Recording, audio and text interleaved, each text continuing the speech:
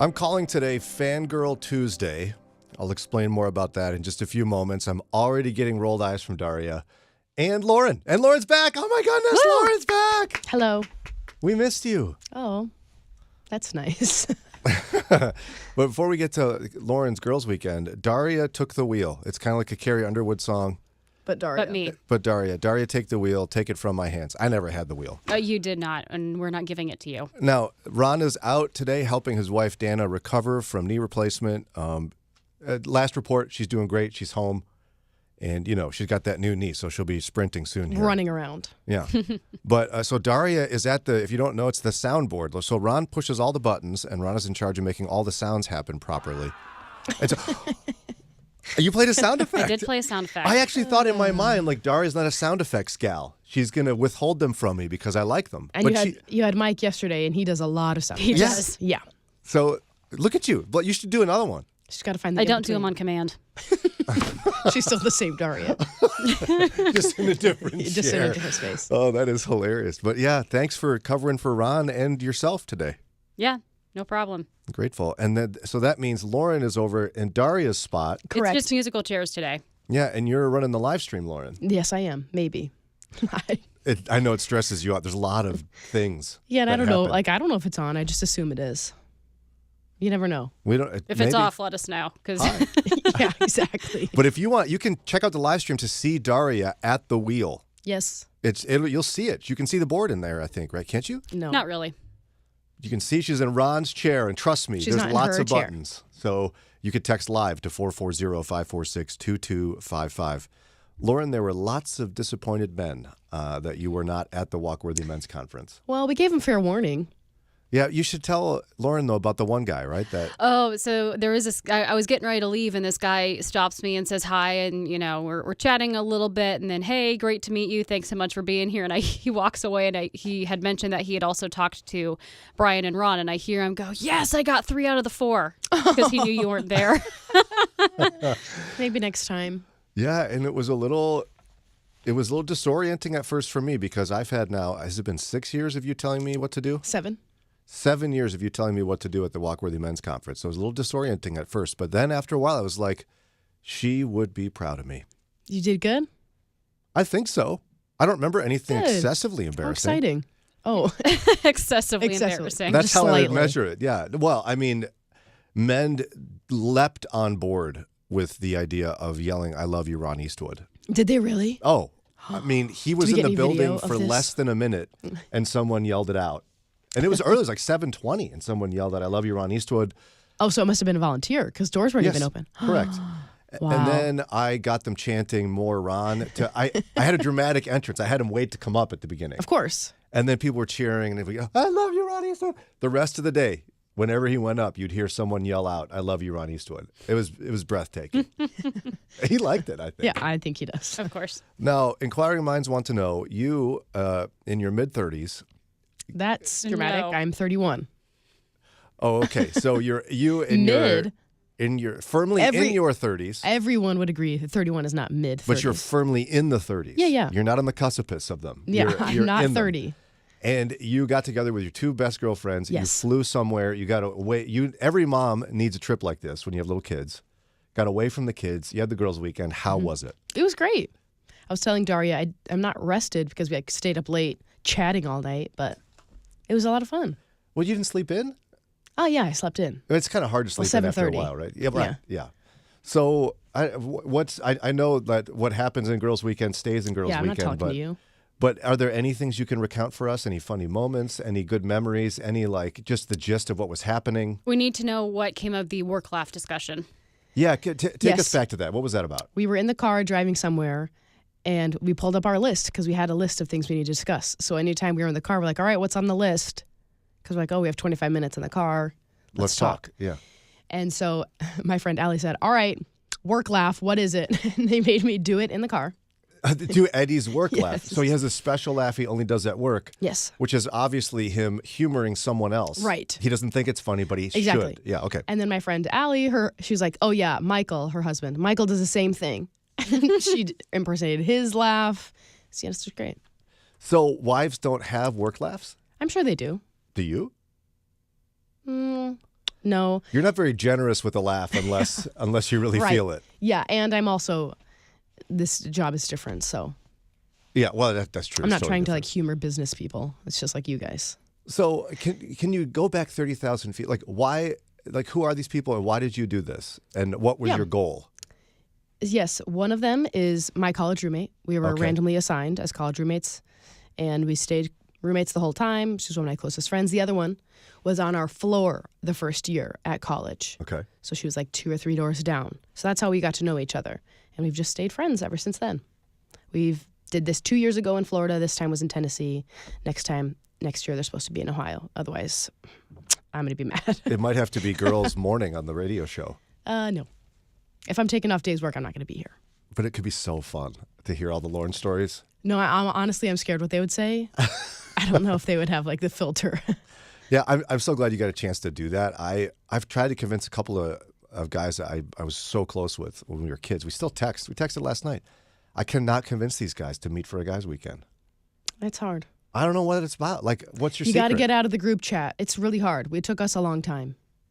But you got to take it out of the group text and into real life. But it's a hard feat. I've like once a year for about 3 years, I'd be like, guys, we got to get this done. We're getting old. Let's get together. Come on. And it's like, You need to start with like throwing out dates maybe. I don't know. that's a good idea. And just say we're doing this. That we are doing this. Here's when I'm free. Okay. Something nice that did happen is, so we stayed at my friend's parents' house, and my friend, she brought over a blow dryer. I didn't even ask for one, but she said, if there's one thing about me, Lauren's going to use a blow dryer. Okay. And so she brought one for me, and I didn't even have to ask Oh, because she just knew, because she lived with me for 4 years. But it's just like, oh, she knows me. it's fun when you're known well. Yes. And fun is even a light word for it. There's something extra special about that. Yeah. And she walked in. She's like, oh, Lauren, I brought a blow dryer for you. Like, not the other girl, just me. Just And for she knew. Lauren. Yeah. Well, I mean, if you think about it, you spent 4 years blow drying your hair. Exactly. around all Probably these waking her people. up. Yeah. Yeah, she probably knows about that. Yeah. Okay. The sink in our room was right in front of like where she put her head for her bed. So At Moody Bible Institute, which, by the way, when I took my daughter there, one of her favorite parts of the dorm rooms was that there's a sink in the room. She was like, wow, that's nice. pretty cool. You don't have to walk down the hall to brush your teeth. It's just right there, or wash your face. Yeah. It's really nice. Yeah, she liked that. I'm also wearing my Sisterhood of the Traveling Pants jacket. Remember, I told you about this. Yeah, so if you're not familiar, Sister of the Traveling Pants, I don't recommend it, but it's a film that like these girls pass pants around, like the same pair of pants. Yeah, they're not like the same sized person, but somehow these pants all magically fit all of them. So they pass them around when they're away from each other. And so you guys have a jacket you pass around? Yes, it started as mine in college. I thrifted it. My friend loved it so much she took it from me. And she's had it for 8 years. Oh, wow. And now it's made its way back to me. So I'm wearing it. So it's not a sisterhood jacket. She just stole it and you got it back. Correct. But Our you're other gonna- friend didn't want it, so I just took it back. I like the sisterhood thing better. So in my world, as I've mentioned, my oldest daughter, Grace, is in boot camp. Did you get your Sunday phone call?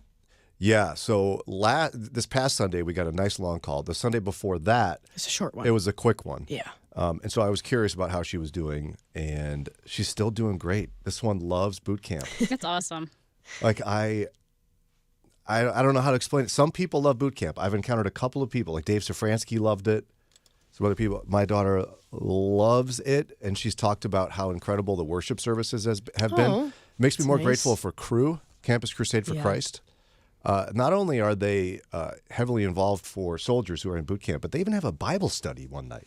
Wow. I was like, whoa, back up. You went to Bible study? She was like, yeah, Cru does it. Okay. But she said that on Sundays in church, like most of the soldiers are either kind of or heavily weeping In the services. throughout the service. And so Wow. to the point that during the Bible study, one guy raised his hand and he goes, so why am I crying so much during worship services? Oh. But there's a vulnerability to their life place. Yep. And that's just powerful. Now, I sat down yesterday because I wanted to write her a letter. They finally got letters that I think they intentionally held back all mail for like 2 to 3 weeks Yeah. for the soldiers. Got to make them feel it. Yeah, so one gal, I guess, got 10 letters or something. I go, oh, boy. Oh, my goodness. Like, That's that's a a lot. lot. Yeah. So Grace finally got mine. I use this app called Sandbox where you can, it actually delivers it quickly and you type things out. 6,000 characters is a lot of characters, guys. Well, you don't have to make it 6,000, do you? Well, I mean, when you use this app, you pay for it. So I feel like I should. Okay. You got to get your money's worth. But is this so? So this is the thing. It's like I got to get my money's worth. / I feel like it's an assignment. It's like, Brian, write your daughter a letter, and it's 6,000 characters. Okay, No one's here I go. grading it. But I feel like I have to get it down to like at least 200 left, or You I can't just haven't done write, it. "Hi, thinking of you, love you so much." Well, what? That's not meaningful. Yeah, that's a text. Well, she can't text her, so. Exactly. But then also, like, I've never written my kids letters because I call them or text them, and so it's just it's a new thing. Like, what do I tell her about? What are you doing? How are the animals? What's something that her brother did? Well, that's so. So what I'm doing is I even wrote in there. I don't know what you want to hear about. So how about here's a dad fail? So I told her about when I Perfect. forgot to get the propane tank filled and we had no Oh, heat, yeah.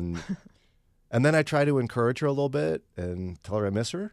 Yeah, it's You great. should keep a notebook of like just the random daily things that happen, and then That's what I've been doing. yeah, compile that and then send that to her. So because she feels like she's missing out on stuff. What do girls want to hear from their dad?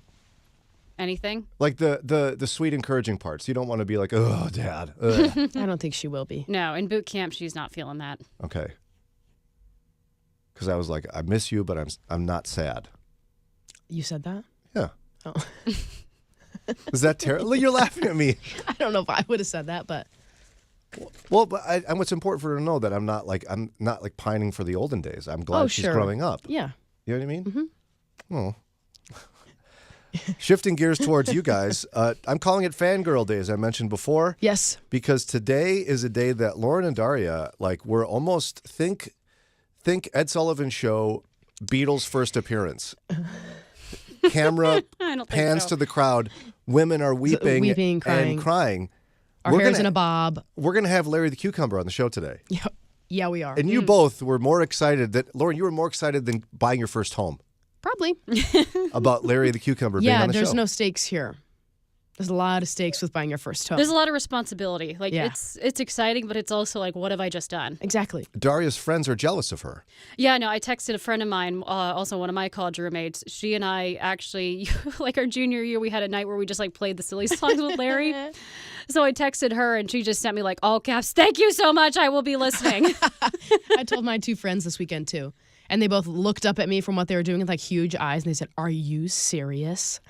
You two are the perfect age demographic Yes, we are. for fangirls of Larry the Cucumber. Now, figure this out. I'm like, well, you women, should okay. should jump in offended. and talk to Larry. And you're like, no. No. I'll just listen. No. We have business to discuss with him, and if you don't, Okay. I'll kick you out of the studio. He's got a brand new. It's the guy, the voice of Larry the Cucumber, Mike Naraki, is a great guy with a really cool last name, and he has a brand new thing, the Dead Sea Squirrels. You've been hearing spots about it, so we're going to talk to him about that. But if I have anything to say about him, and I've met him before, he's a good sport. You will be talking directly to Larry today, both of you. Okay. Like I'm Lauren's insisting. losing it in there. I'm gonna bring out Larry because he does the voice, and you're gonna talk to Larry, and your friends are gonna be so jealous. Okay. We'll see. It'll be one of the high points of your life. I've talked to Larry the That's Cucumber. a little, That's a a lot. little dramatic. We've been married. You'll have a brand new interesting fact. People will be like, "What's an interesting fact about you?" I've spoken directly to Larry the Cucumber. I mean, that's a big I don't deal. know. Honestly, I don't know if that's something I'd go around like sharing with people. They'll go, "Are you okay?" No, exactly. We're gonna do this. It's gonna happen at Was 8 it all o'clock, in your brain? and it's gonna or- change your life. 8 Giving me o'clock. silly songs. I can't wait. Maybe he'll make up a silly song about Daria taking the wheel or Lauren running the live stream. I don't know what, but we'll find out because we don't know what's going to happen. 8 o'clock. Listen in. And in just a minute here, we're going to keep rolling. We got to talk a little bit about the disappointment that was the Oscars. It's not insurance, and that's a new way of thinking for some families.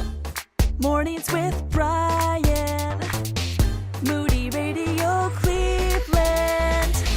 103.3 at 6 to 9 a.m.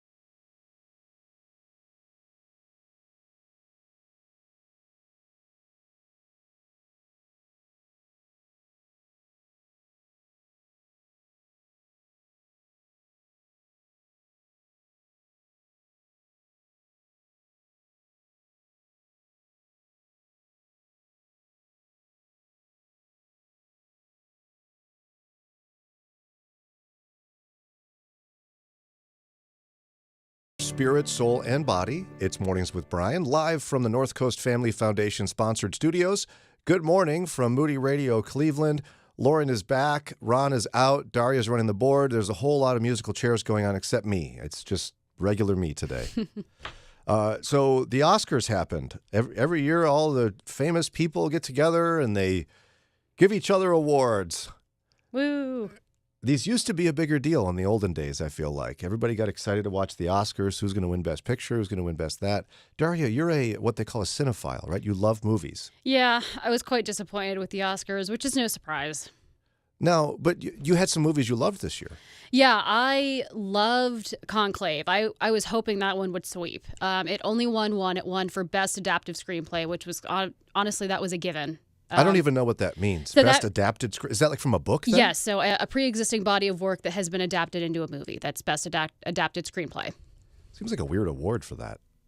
It's like you kind of plagiarized, but not really.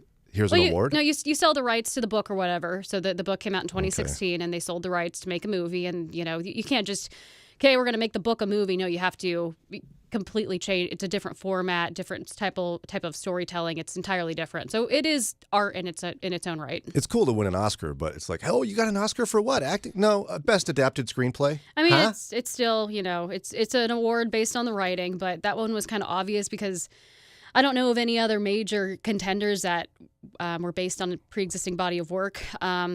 I was not rooting for Wicked, but I was surprised at how few it took. I think it only got 3. One for Oh, really? Yeah. I haven't seen what's won. Yeah. That's crazy. It won for Best Costume Design and Best Sound, and I think Best Visual Effects. Oh, my. So those are those ones are gimmies. Yeah. Well, yeah, there was no other movie that was even going to come close in those aspects. because the problem with Wicked, of course, was that people liked it. So right there, you're not going to win major Oscars because people like it. I was actually surprised it even. I mean, I was, but I wasn't because it's kind of, I guess, what you would call a puff movie and not like fine cinema. I was surprised it got as many nominations as it did. I think it got like 9 nominations or something like that. Yeah. But the 2 that swept, there's one, the name escaped me. It's basically a I modern can tell you. Cinderella story. The So- other one was The Brutalist. Those were the 2 big winners of the night. 2 movies that most people have never heard of. Yeah, So- someone told me they watched The Brutalist this last weekend and they loved it. It was like in their Really? top Really? favorite movies now. See, I've heard Oh. from a couple different people that it was well put together, well directed, good cinematography, but the plot just fell apart. That's What's I've it not about? It's about immigrants coming to America. It's a guy who's an architect. It's brutalist architecture. And I don't even know what that means. Is it a style? yeah, it's a style of architecture. Oh. And something about It's a commentary on the struggles that immigrants had when they first came. Okay, so titles matter, in my opinion. Based on it's a period piece, but based on the poster, it looks like a modern piece, but it's not, which threw me off when I learned what it was actually about. Well, and just off its title, not knowing architectural styles like Brutalist, it sounds to me like some sort of action film of vengeance. Yeah, that's kind of what the poster looks like. yeah, yeah. But it's not. So, and it's Adrian Brody won for Best Actor. I love Adrian Brody. So, I mean, I haven't seen the movie, but I actually was happy he won Best Actor because I love him. Now, Lauren will be so excited because Best Picture, Best Director, Best Actress go to the film Anora. That's the one I couldn't remember. I don't know what that is. Never heard of it. Oh, I was thinking I got it mixed up in my head just now with Enola Holmes. That was Millie Bobby Brown being Yeah, Sherlock no. Holmes' sister. Oh, sorry. Also, Best Original Screenplay, Anora. Way to go, guys! You did it. What is it? You don't have it, do you? It's not something Christians are going to want to watch. No, it's not. It's It's like there's a think- prostitute. Oh, it looks like and a- space. it's like Pretty Woman, but I think raunchier. Why how- is No the one's poster asking for that. space? Space. Yeah. Maybe you're looking at the wrong movie. I don't Maybe. know. Yeah, and then you had, I guess, Best Supporting Actor for a movie called A Real Pain, which I think stars somebody else famous. Kieran Culkin won Yeah. that. So Macaulay Culkin's brother. Yeah, I didn't know that there was a connection. I don't know a lot of these people. Yeah, so Macaulay Culkin, because he was a child star, his life fell apart because that's what happens to child stars. And we still can't figure this out. But anyway, this keeps happening. But Kieran is doing really well. Macaulay never won awards, I don't think. Well, Kieran Not was also in Home Alone. He was the smallest sibling or cousin. Oh, that's right. So he's a child actor that made it. Yes. Way to go, buddy. You did it. And he actually did something else on stage that Daria was a little bit concerned about. I was. And I don't know how Lauren's going to feel about it. He specifically asked his wife for something during Oh, I his saw acceptance this. speech. I saw this. And I didn't know whether it'd be a thing or not. So we're going to chat about it together, how we feel about it. Some Christians are cheering for the move. Others are being like, dude, what's your issue? We'll explain what it is, and we'll get to that here in just a few minutes.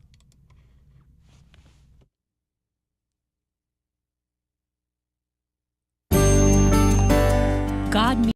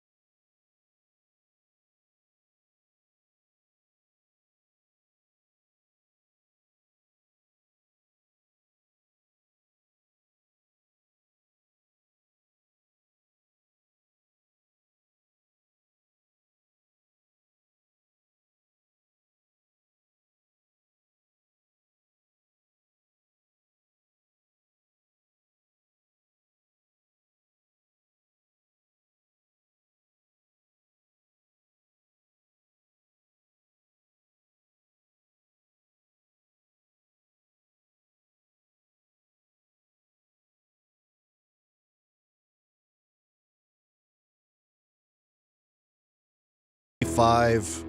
The headline is right here in front of me. I just saw it online. Kieran Culkin praised for pro-family acceptance speech at the Oscars. But was it? We'll talk about that together here in just a minute. But I have to remind you, our share campaign is next week already. Next oh my week. goodness. I know. It's crazy. It's coming up next week, Tuesday through Saturday. We've been reminding you about That's it. crazy. We could use your financial support, especially if you're one of those people that knows matching gifts are so important. Yeah. Maybe you got like deep pockets? Is that what they say? You could say that But they don't. if you're generous. Yeah.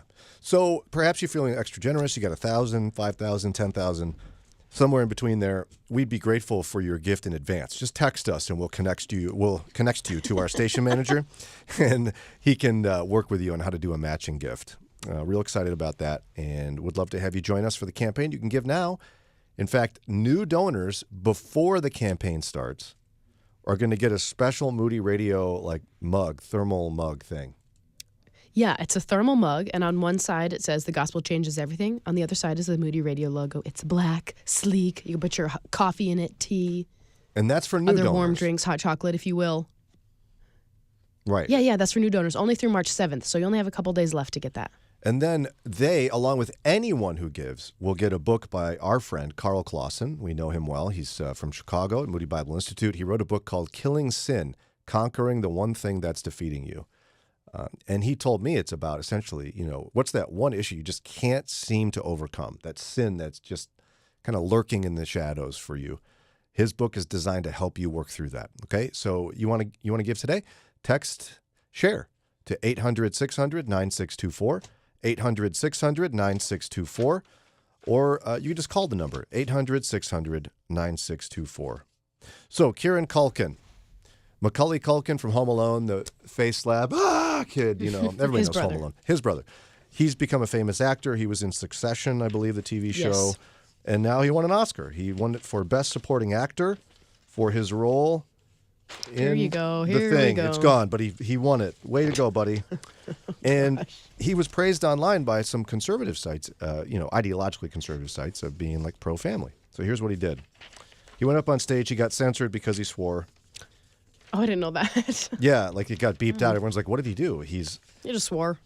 Yeah, he yelled out to somebody. I'm not going to say it, obviously, but Please don't. Oh, Jeremy, you're amazing in The Apprentice. I love your work. And then he swore a little bit about how much he loves his work. So far, we're not pro-family. And then he looks at his wife and he's like, hey, her name's Jazz. I love you, Jazz. I have to thank my wife, Jazz, for absolutely everything. And then he tells a story that he won an Emmy a year before, and his wife and him made a bet because he wanted more kids. They had 2 kids at the time. And he goes, if I win, no, she said, if you win the Emmy, we'll have a 3rd kid. And he was like, deal. And he won it. And from the stage, he's like, ha, 3 kids, let's do this. And then he said that as they were leaving, they're trying to find the car, and somebody else. He's like, "You witnessed this." He said, "I really do want 4." And she turned to him and said, "I swear that if you win an Oscar," and she holds out her hand, "you can have a 4th kid." And they shook on it. And so from the stage, he said, "You remember that, honey? You do? Then I just have to say this, Jazz. Love you. You have little faith, no pressure. I love you. I'm really sorry. I'll do this again. And let's have a 4th kid." So he essentially held his wife to a bet for how many kids they're going to have from stage.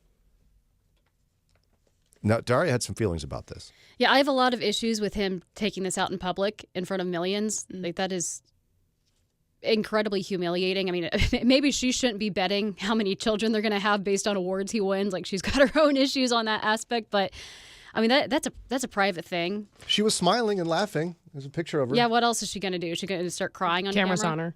So that would embarrass you if Jimmy did that. I'd be humiliated. And then Help us know why, though, because somebody might go, "What do you mean? Kids are great. We love kids." I mean, that's a private decision between a couple. And then, I read somewhere else that after that happened, people were like, "Hey, where's that 3rd kid?" And sometimes there are complications where kids take longer than you had initially planned. I mean, that's very personal, and there's a lot of hurt that could happen from that. Or he's like been gone doing this movie, so like she has to care for the kids by herself while he's gone.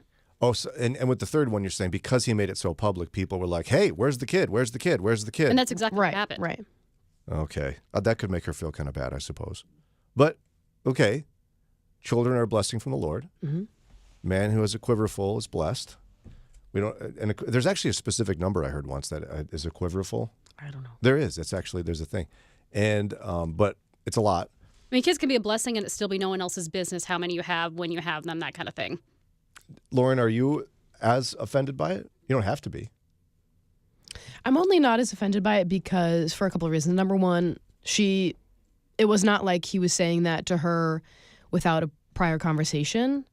She did bet that with him. She thought he'd never win an Oscar. That's where it came from. Right, exactly. Typical wife move, right? Yeah, exactly. So that's kind of it was, at least they did have a bet about it. Who knows if they had other conversations? I'm not sure. No one knows.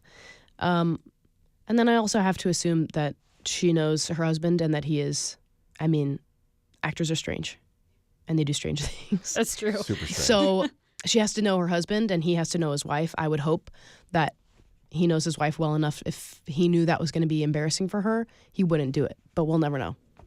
Because it's over now, and now the expectation is they're going to have a fourth kid. They don't have to do anything. Just because he said it doesn't mean they have to have one. But no, he's right, though. That is the expectation because he said it on stage, and now everyone's going to be wondering, hey, where are they? And Emily was a witness to this, apparently. Who's Emily? We don't know for sure. Emily Blunt, maybe. We're not certain. He's like, Emily, you're a witness. She did it. They shook on it. But, somebody might say, listen, we live in an era where birth rates are going down in America. That's not good for our country. We have people that are in favor of aborting children. And so the idea of someone in a public position advocating for more children is inherently pro-family. What's your problem? Cheer for something that's pro-family. I'm not sure everything is black and white, pro-family, anti-family.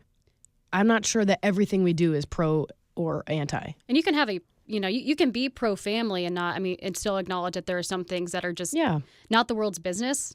There are some things that are just private. And I even if the couple's okay with the world knowing this, I don't think the world needed to know this. Yeah. I see. So, we have to go beyond the idea of talking about having more kids inherently as always good. You're saying there's circumstances where, it just could be inappropriate to discuss that, and that maybe negates the pro-family nature of it. I don't think it negates the pro-family nature of it. This is a private conversation that they did not need to have on the Oscars stage. And now, does it matter whether the person that said it is pro-family? Like Kieran Culkin, what's his philosophy on childbearing, abortion? I don't know. Does anybody know? I think you can be pro having children and not pro-family because you might.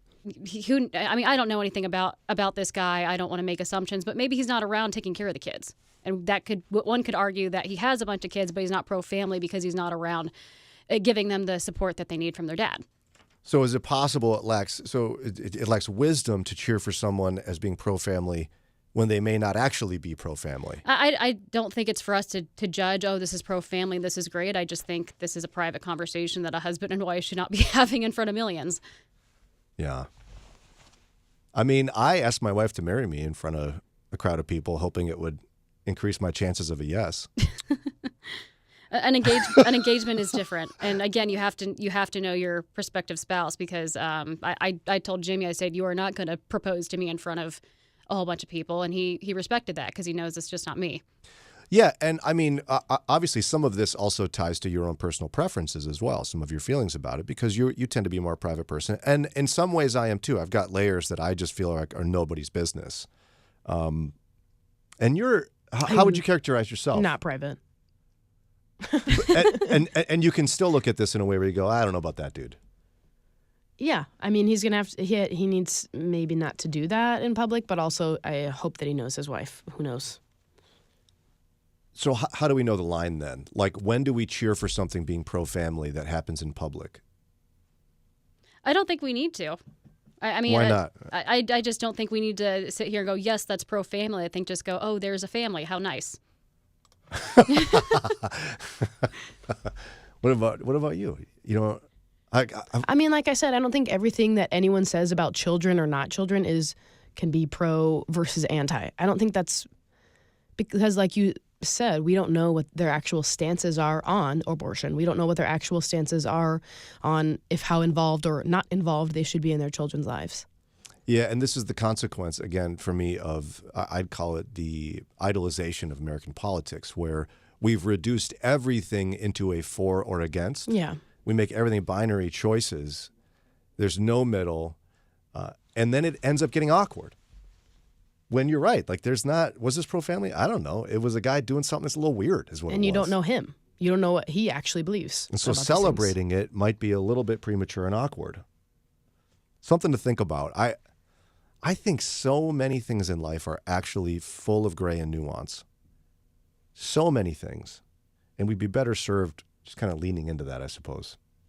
It's 6:46. We're up against a quick break. When we come back, brand new study about screen time. Might surprise you. When you open the Bible,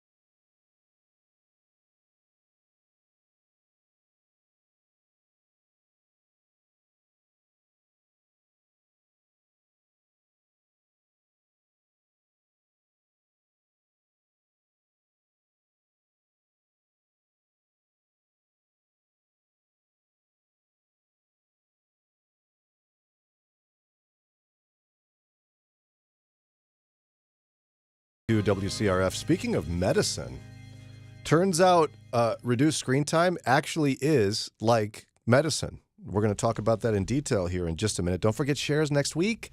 Text share to 800-600-9624 or call that number to give now, 800-600-9624. You know I love a good study, and you know That's an understatement. I'm fascinated by studies. Loves a study. I love sociological analysis with data. Yeah. Did you hear that? That sounded so smart and pretentious. So I've also been increasingly frustrated by my phone. Like I just feel increasingly this is bad for me.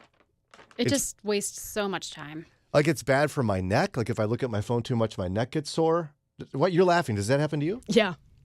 Okay, it's not just me. No, it's not just you.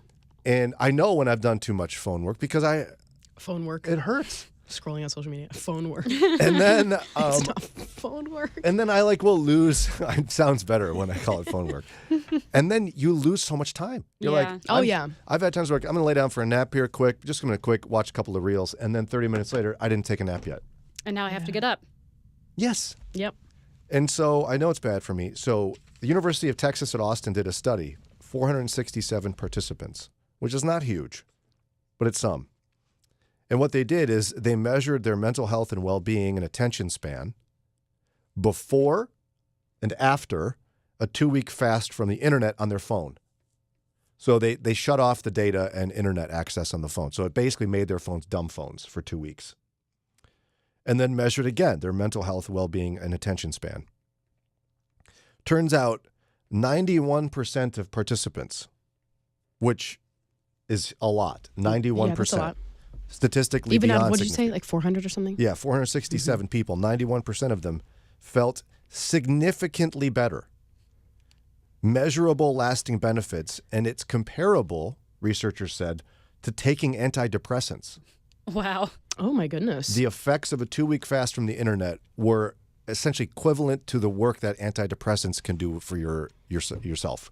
Wow. And their attention spans were boosted. In fact, the way they characterized it was it was taking you back 10 years in your attention span. Just 2 weeks. Well, think about what I've told you about my daughter, Grace, her and all of her colleagues in the United States military and boot camp, they have no phones. And suddenly they're spiritually open, emotional. Right. Like their entire lives are changing. Mm-hmm. So what do we do with this? Like this, it's becoming an indisputable fact that smartphones are terrible for us Yeah, by every measure. We've known for years that smartphones are at least a contributor to the mental health epidemic we have, but it's just more and more information coming out all the time. What's it going to take for us to go, okay, this is a problem. We all need to get some help. Yeah, we're having a hard time turning the ship the other way. What's the other way, though?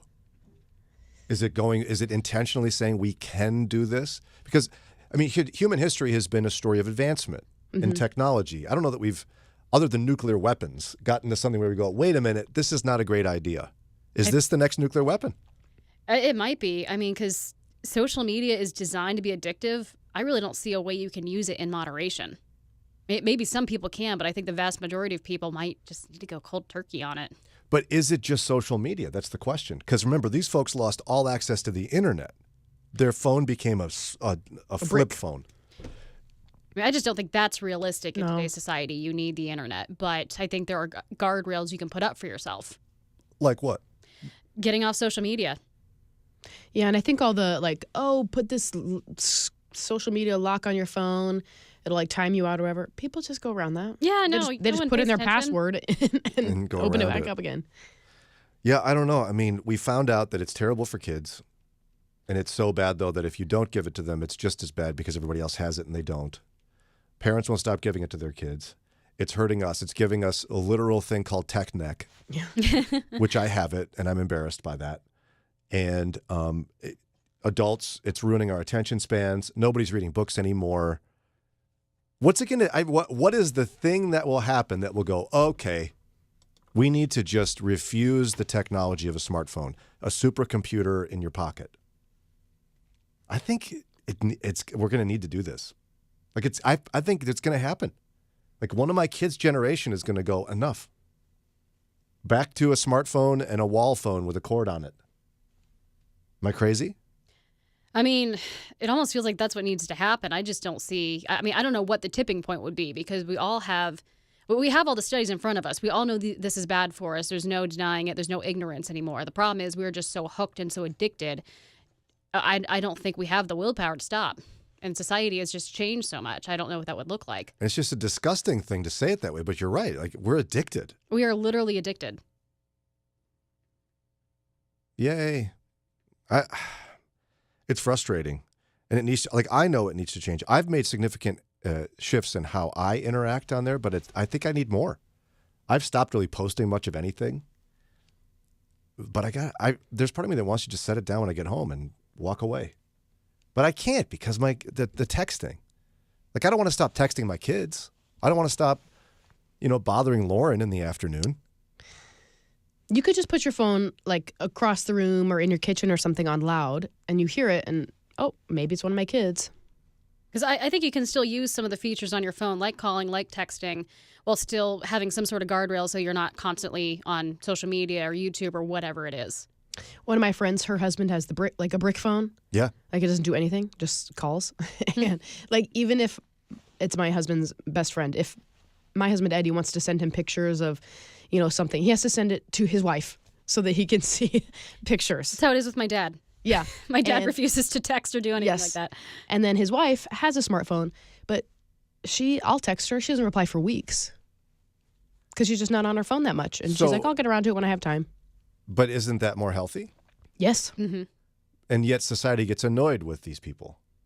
It's because we're used to having unfettered access to everybody. It didn't used to be that we could just rely on everybody to answer at any point because, we had a couple phones in the house. If you weren't home or you didn't feel like answering, you didn't. We had a rule that we did not answer the phone if it rang during dinner. And now there's just, if I call, you will answer because I know you have your phone on you. Yeah, my mother was convinced that there were telemarketers that waited till we sat down. It might have been. How dare you call during our dinner? These poor people didn't know we were eating. Oh boy, yeah, it's a problem. It's got to be fixed, and I'm increasingly considering more of a shift for myself. I feel like it would be different if it was just phone and texting, and we just eliminate phone- yeah. data. Take off the internet. Yeah, although texting is data, right? Isn't it, or is that separate? I'm not sure. Not really. Somebody's going to solve this problem. It's not going to be us, and they're going to make lots of money for it. So there you go. All right, it is 7 o'clock. I would tell you we'd do the news, but Ron's out, and Daria doesn't do news. No, I don't. But she pushes buttons super well. So here's what we're going to do. I'm good at that. We've got a little break. We've got some music. And when we come back, there's much more to talk about. We're an hour away from Lauren and Daria's favorite star, T-minus 60 minutes. Larry the Cucumber, live on this show. Red alert, red alert. Larry the Cucumber, live on this show with Lauren and Daria. And Christians love to talk about authenticity. But are we actually practicing it?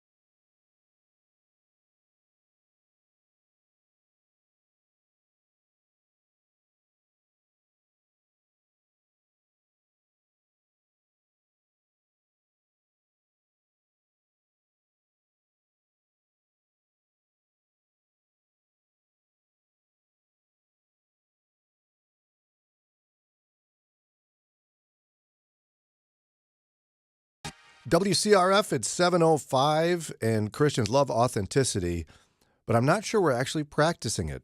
One writer for Relevant Magazine wants to chat about that, and so we're going to talk about it too in a minute. But first, less than an hour away from the moment Lauren and Daria have been waiting for their entire lives. I think you've been waiting for this Yeah. moment your entire life. Accurate. Now, when it comes to Veggie Tales, everyone knows Bob the Tomato's kind of annoying, and Larry the Cucumber is everyone's favorite. No, he's just a straight man. He's not annoying. just- You can't have Bob without Larry or Larry without Bob. You can. It's called Larry Boy. Thank you. Got her. What? Got her so good. No, you You didn't. still had the straight man. It was Alfred. So, I don't know enough about it. You two were the right demographic for like for me it was I was too old for this. So I was like, "Oh, look at that, Veggie Tales. Isn't that cute?" And you two were like, "It just came out." Yeah. Yes. So did you have a Larry the Cucumber plush toy? I did. What other toys did you have of Veggie Tales? I had a Bob, and then I also had a Larry boy. Oh, you had a Larry. Oh, cute. Larry and Larry Boy? Yes. Just a cucumber plush toy. What about? What are you laughing? What did you have? I didn't have, not that I recall. If Gigi's listening, she'll have to tell me, but I don't think I had plush toys. You didn't? I had a ton of stuffed Well, animals. yeah, but not Veggie Tales. What was your favorite Veggie Tales film? Madam Blueberry. Wait, was that a movie? I you're can't saying- remember. You're saying No, that was she a was your short- favorite that was like character. one It was just the one of the 30-minute ones. episodes. Oh, so it's not like, and now silly songs with Larry.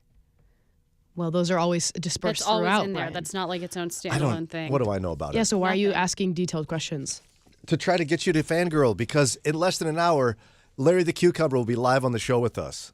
It sounds like I'm being silly, but it's not. It's Silly true. songs with Brian. Mike Naraki, Also he known is as Just Another Tuesday. the co-creator of Veggie Tales, is going to join us live. He's got a brand new project. It's called the Dead Sea Squirrels, and we'll chat love about that that. for a few minutes. But And you're saying squirrels, not scrolls. yeah, Dead Sea Squirrels. Squirrels to play on words, and they're Yeah. squirrels that I don't know what. We'll find out. Something with the Dead Sea, and I don't know. We'll find and out. scrolls. The tagline is like, it's been a story 2,000 years in the making. Technically. That's great. Squirrels. And so he's a voice actor and creator, and we'll chat about that project. And I was going to say if the girls behave themselves, which there's no caveat. And I will coax Larry to make an appearance. I've met Mike Naraki, and he has no problem doing the voice. He still does it when they make new things. I'd like to know what the squirrel voices are too. We can find out. Yeah. But you also cannot distract me long enough that I will forget about having Larry the Cucumber talk to Lauren. No, you're pretty distractible. Well, that's true. Okay. Larry's welcome to talk to me, but I will not speak to Larry. I'm trying to. I will speak to Mike. What is that? I don't understand that. Like if Mike, who's doing the voice of Larry, talks to Lauren, you will not respond to Larry? No. I don't understand this. How embarrassing for learn. you. Oh, that's more embarrassing is to talk to Larry. It's not embarrassing. I'll talk to Larry. He seems You're like a nice Brian, though. guy. Okay, well, we'll see how it happens. He's going to be here in an hour. So mark your calendar or whatever you do. Set a timer. Do something. Mark your calendar for 1 hour. Go over No, just set a timer. that paper calendar your mom has. Right. And all right, 1 hour from now. All right, so Lauren's going to love this. Someone thinks that while Christians love to keep it real, most of us are keeping it real adjacent. Correct. So, because keeping it real is another way to say authenticity. Now, when it comes to Christian faith, what does authenticity mean in your own lives? Like, what is it a good thing, bad thing? What's it supposed to be like? No, it's a good thing. It's for me, it's being honest about the struggles that we all go through. I think a lot of, at least my generation's frustrations with Christianity comes from the fact that everything just seems so perfect and fake, and no one actually talks about the real things. And but what's that line though between privacy and vulnerability and authenticity? Because you were talking before about Kieran Culkin, right? And his big like, let's have another kid. So wasn't that just authentic? No, that's information that nobody needs. Now there are tiers. Like I think there are circles. The entire world is too big of a circle to share that information with. It's the But circle if you of want, trust. if you want to pare it down to like a couple of your closest friends, I think that's much more appropriate and possibly even healthy to share that there. Because you both are probably way into authenticity. This came out of your generation, Lauren. like millennials were like, you people don't know what you're doing in the Christian faith. Let's get authentic. I'm authentic. So you must be into this authenticity. I don't know. I'm like having a hard time because I feel like that word has just lost so much meaning. I don't really know. Like I can't categorize it. And what did it used to mean when it was first a thing? Like when you were a student at Moody Bible Institute? It had to be something you all talked about. I don't remember, but if I were to pull something up of like, what does it mean to be authentic? It's just being yourself and not really faking that you're doing fine or faking that you have it all together or faking that you're the perfect Christian and that you talk to God every day and he speaks to you every day. It's just be honest about what are the things that you go through. And like Daria said, there's circles of how deep do you go. You can still be honest. You should be honest about things in your life, but there's a circle that gets smaller as you get deeper into what you're talking about. And like we've talked about being real with young people that are about to get married. You don't have to share my wife and I are going through this with every single person you meet. Yeah. But I mean, just a vague like, yeah, marriage is hard and you're going to struggle. That's something that I think most people should be okay with and just much more honest about sharing. Now, I want to know your reaction to this because this person says most people think they're being real, but they're being real adjacent. So here's how they describe it. We want to be vulnerable, but only in ways that make us look relatable, not messy. We crave community, but only if it doesn't get too uncomfortable. And if our struggles don't have a nice little resolution tied up with a faith bow, maybe keep that between you and God and your therapist. We don't mean to be fake, but somewhere along the way, we've confused authenticity with a polished version of ourselves, one that shares just enough to seem open, but not enough to make people uneasy. What's your reaction to that? I agree. It actually reminds me of a book I read. It's called Blessed Are the Misfits by Brant Hansen. He has a whole chapter on how the quote-unquote problem with testimonies is that it wraps everything up real nicely. And it's like, oh, this person is very real and vulnerable. But at the end of the testimony, like, this is how God brought me through this, and I have triumphed. And then what you don't know is that they still struggle with this or that. But we like bows. Bows are pretty. So he was saying, in a sense, we wait to talk about our messiness until it's wrapped up? Or we twist things so it looks like it's wrapped up. One of the two. Wow. What's the name of that book? Blessed Are the Misfits by Brant Hansen. Wow. And so to what extent are you right in here with this, Lauren? Like the idea that we really are real adjacent. We're kind of messy, but only when we can make it look nice. Yeah, I think that's true. Nobody likes having all their messiness out in the open. You have to be really humble and vulnerable to do that. And the presupposition here from this writer at Relevant is that this is bad. It's bad to be real adjacent. If you want to be real, be real. If not, you're a faker and a liar. I mean, I think that's like a little bit dramatic, but well, they're saying, this is not really authentic at all. We're all faking it. We're all making a nice bow in it. And it sounds like that's what Brant Hansen was saying. It sounds like you buy into that, Daria. Yeah, there's a particular anecdote he gives in the book where he talks about a friend of his that died when they were kids. And so he goes to visit the brother of his friend, and his mom is there, and they're playing. And then the mom, just for no apparent reason, just goes off the handle and kicks Brant out of the house. And this is a painful memory, but he says, yeah, why am I telling this story? I don't know. There's no resolution, so I don't tell it often. But it's clearly something he has to work through. But because there's no bow, there's no point to the story. He has not been vulnerable with this very often in his life. Yeah. I mean, for me, the circle of people where I can share an unresolved mess is very small. Am I alone in that? No. No, and I think that's okay. Yeah, you don't have to share this with the whole world. I mean, I'm a private person. There's, but there are people in my inner circle that I do share these things with. And I think we need to share those with people in the inner circle. And then I think it's okay to be, a bit more vague with the outer circle, but still being real about, hey, we're going through things and we all go through things. Yeah, and that's where I'm not sure I'm all in with the person in this Relevant magazine article, because essentially what they say is we're all not really real at all. We're real adjacent. And the way to get deep relationship is to be real. Yeah, no, that's true. So where's wisdom? And I want to talk about that together in a minute, because I had a situation where I talked to a good friend and I was like, listen, I'm concerned. I I wanted to share something with somebody and I didn't, and I feel like I'm being insincere, blah, blah, blah. And they said, well, it was unwise. It's not wise to share that. And this author is missing this line. So what I want to navigate together is, yes, we want authenticity in faith. Yes, we want to live our lives together and get coaching from people and be messy together. But how do you know when to do that? Moody is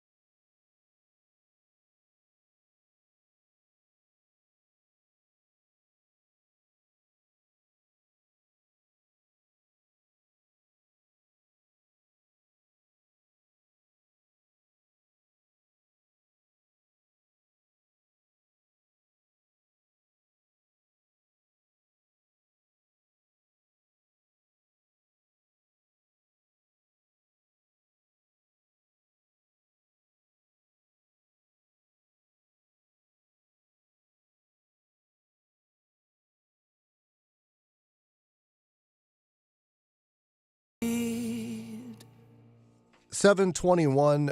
Christians talk a lot about authenticity, but are we actually practicing it?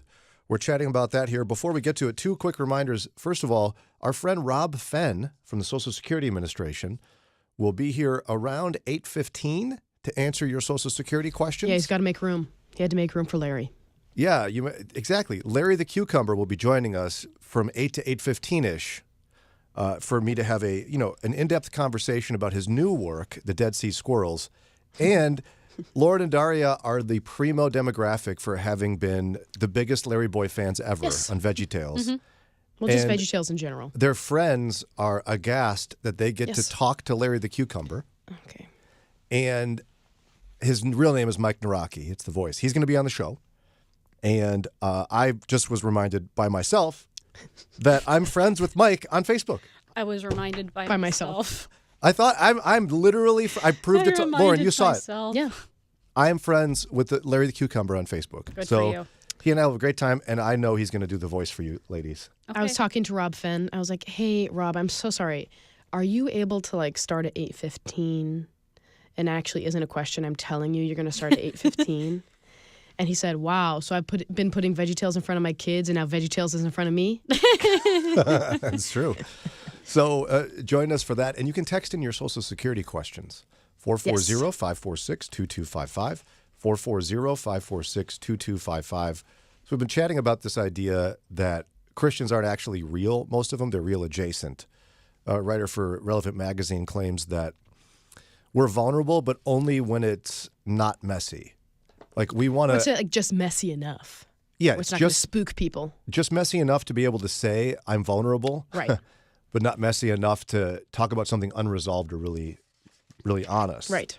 And we're all agreeing that seems to be true. They also make a declaration. I'm anxious for your reaction to this.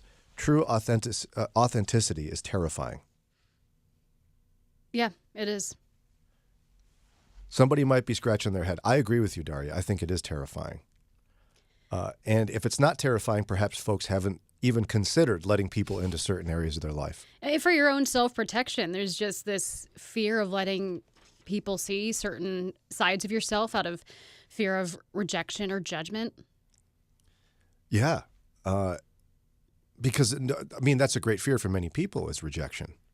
Certainly is for me. But there's also the depths of our soul and our life experience. There's certain things that I could tell you that I've got maybe 2 or 3 people read into that I would say know me completely. And the idea of other people knowing some of those things is absolutely terrifying. Have you experienced this, Lauren?